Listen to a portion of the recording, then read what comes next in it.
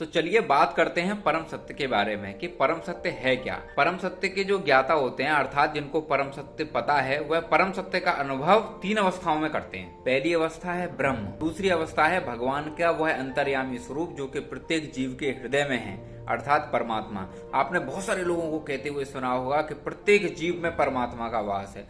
और परम सत्य की जो तीसरी अवस्था है वह है स्वयं भगवान श्री कृष्ण अर्थात भगवान श्री कृष्ण परम सत्य की पराकाष्ठा है, मतलब सबसे उच्च स्तर पे हैं। भगवान श्री कृष्ण को जान लिया तो सब कुछ जान लिया। चलिए इस बात को सूर्य के एक उदाहरण के द्वारा समझते हैं। सूर्य के तीन भिन्न भिन्न पक्ष होते हैं।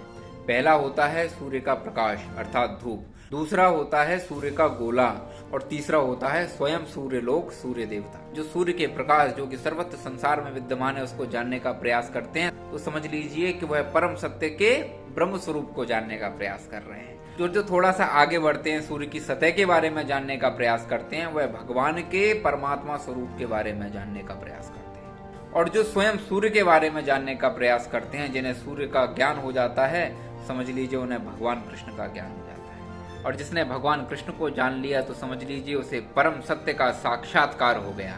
अब फिर एक सवाल खड़ा होता है कि आखिर भगवान है क्या।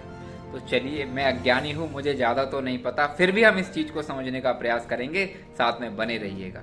राधे राधे।